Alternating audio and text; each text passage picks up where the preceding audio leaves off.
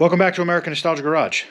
Our 67 Camaro needs a floor, and today's the day. We need to put that in there. So let's do it. All right, here she is. Now let's get started. The way that we are going to get started here is I want to save the seat belts, clean them up and whatnot if I can. But we did a lot of the work already. I mean, unless we're going to sit on that thing, we got to put a floor back in here. So, but the floor is already out. You can watch some of the previous videos to get acclimated and get up to date with how we got to this point. But how we're going to start today is pull the seatbelt bolts out, and then now that we know that the floor goes over the trunk, this is where the floor and the trunk pan come together, and there's a seam. We're doing a new trunk pan, we're doing a new floor. It's rotted here, it's rotted everywhere. So what we're going to do is we're going to cut very, very close to where this line is, so we still can use it as like a reference point for where the floor is supposed to land.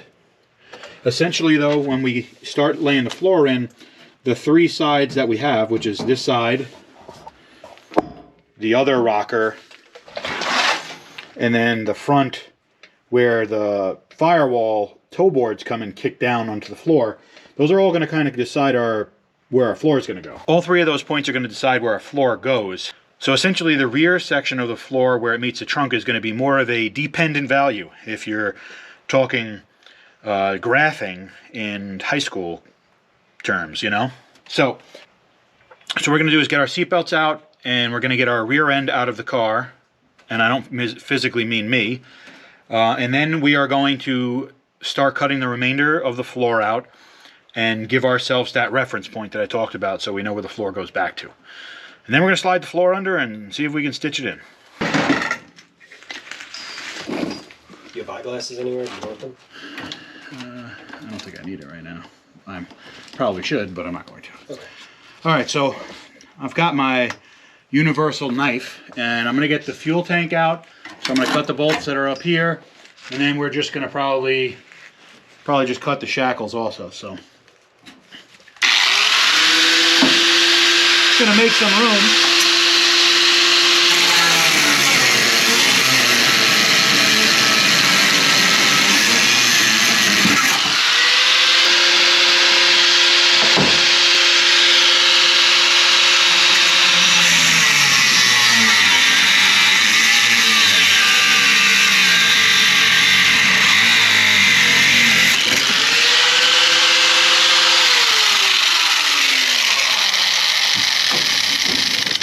So we have our fuel tank doing some sort of gymnastics here. I think it's holding on by this filler neck area, so probably should have done that first, but it's never too late to ruin it and do it after. Alright, so we have a quick access panel right here, and I'm going to just cut this loose because I don't know if you can tell, but it's got a Mr. Pac-Man thing going on, like right about there. So we're just going to cut it off there, and then this thing will just, you know, exit Earth. Cut all the way through. Got it. You liar. Right here. Oh, you know what? Guys, stop the production. We have enough metal on top of this tank, right here, if we just scoop it together and everything, to put this whole car back together. So let's just save some of that, and then we'll just, you know, sprinkle it in back there. That made me dirty for no reason. That was gross. The benefit to having holes in your car like this is like, it's like having a lift, but in reverse. You do everything from the top with a hole. You know, pretty smart actually.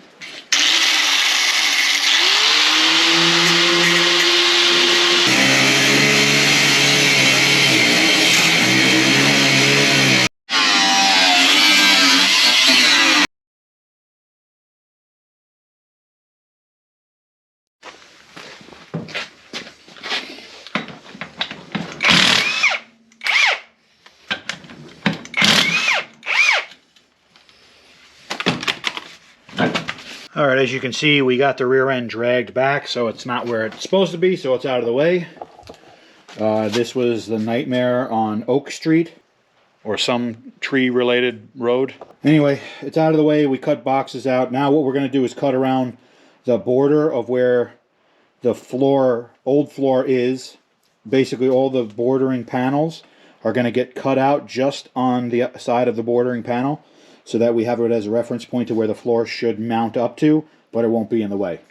So we're going to cut some of this and then drag the floor in here. Alright, we got our floor pan standing up in front of the car. It is ground down. It's weld through primered on the sides here. I ground down all the areas where it's going to weld on the front edge and the rocker edges, and weld through primered that. Now we are going to shoehorn this thing underneath the car and try to get it mocked in place, and then we're ready to weld. This should go in smoothly, and there shouldn't be any issues, and everything should just work out perfectly. What's up? You ready now? Yeah, I'm gonna see if we can. Or now? Are you ready now? Now? What about now? Okay, now. Now I'm gonna see if I can put it on this wheel dolly, and then use that to kind of wheel it back into position rather than. I hate that idea. Why? Because you said it. Oh. Well, also, somebody killed the casters on this thing. Well, I have to go inside and yell at him about it later. I don't think he's in the house. I think he's standing there with the floorboard, to be honest with you. Alright. Alright, We could sit here and point fingers all day. Let's just try and get the floor.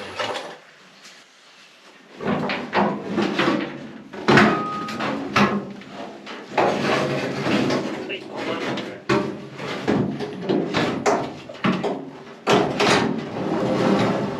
hold on. Hold up, 'cause I'm still in the car.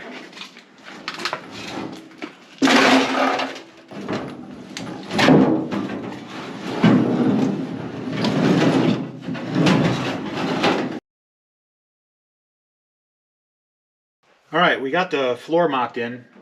I'm really excited about this. It's a huge step forward. Now, full disclosure, it's not welded in right now. We need to get, there's a reason for it. I know you're not going to believe me, but the subframe, the front subframe for this thing completely rotted. I know, shocker, right? So we need to get a subframe before we can actually weld the floor in, because these right here on each side are two of the bolts that the subframe that bolts into.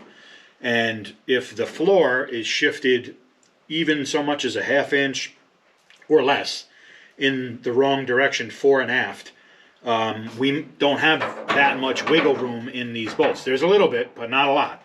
And if it's not front to back correct, then we're not going to be able to bolt the subframe on this thing. So we need to get that first. Ryan put in a long day of work for us, and we couldn't appreciate him more. So definitely go check out his channel if you guys are interested in watching his perspective of this super cool job. In the meantime, I'm going to work on trying to find a subframe for this thing, and then we'll get to welding it in. Alright, so it's another day. Let me give you guys a little bit of an update what's going on. Actually, I owe you guys an apology, because this video of the floor here was supposed to come out last week, and it didn't, as some of you guys may know. Probably 2 or 3 of you to be exact. Anyway, it's not the point. I got bit by a tick, and I got this thing called Rocky Mountain Spotting Fever, or Spotted Fever, or something like that. And I like practically couldn't move, believe it or not. And I never get sick, but basically I got this spotted fever, whatever, and my whole body hurt. My muscles, my joints, my hips, my elbows, my shoulders, and I mean more than, you know, the normal like getting older pains. I was miserable, and I was really sick for like that for a while. Have made a full recovery. I still kind of have just like a headache that just is just, I have a headache all the time, but I'm okay. Anyway, you guys have to check yourself for ticks when you're out in the woods and stuff, because I'll tell you, I don't wish that on anybody, because it was awful. Anyway, long story short, we did get ourselves a frame. Here's our old frame.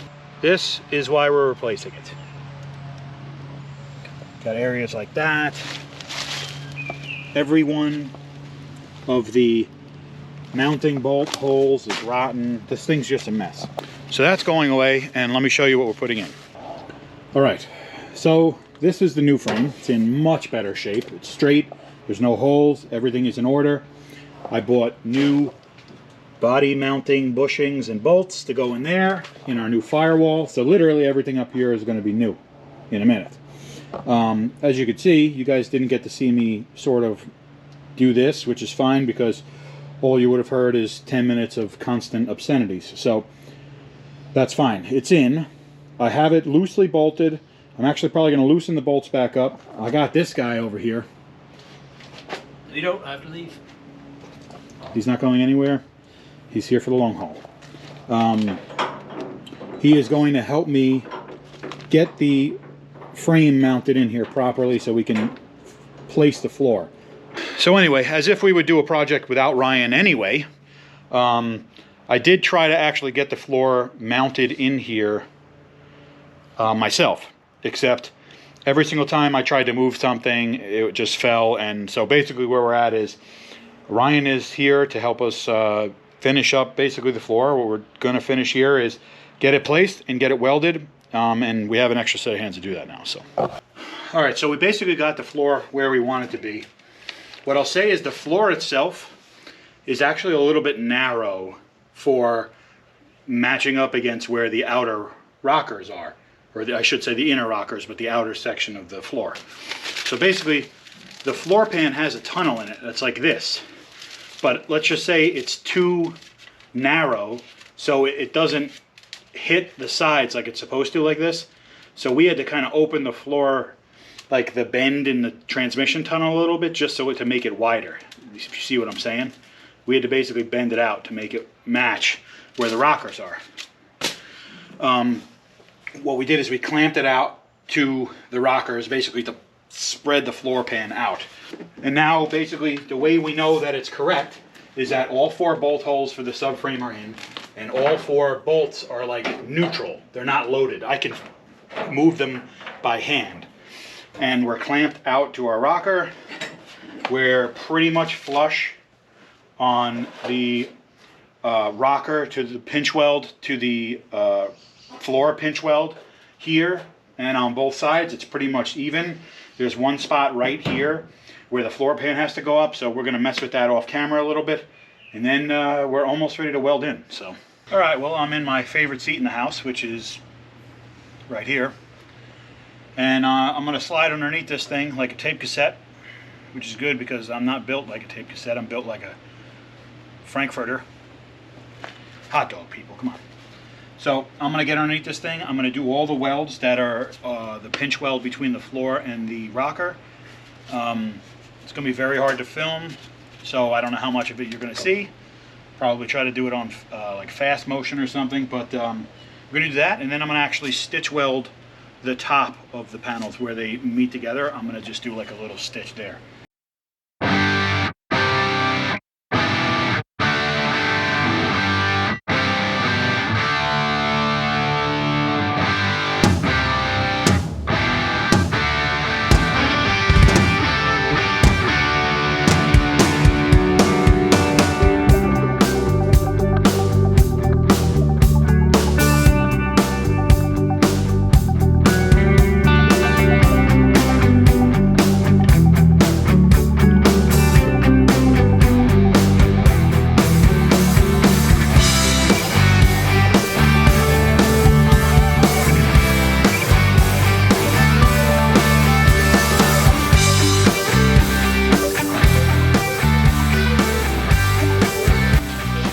Oh look, a new work table for us to pull tools. Alright, well, I'm sitting in the Camaro, kind of, and it's not turning into a taco, so that's good news. We did all our little stitch welds in our seam here. Don't know if it's necessary or even a good idea, but we did it, and you know, it should add some extra strength. We did all the welds from underneath, very difficult to do. Trying to get underneath the car that's very low to the garage floor. Would have been better if I got this a little bit higher, but the floor is done. Let me give you guys a look. Here's the seam wells that we did all the way down. We've got our gap back there. It's still exactly where we want it to. Our seam up there where the floor meets the firewall is perfect. And then the seam where the pinch weld to the floor and the pinch weld to the rockers, they're both level, so it's perfect. I don't know about you guys, but this one wiped me out.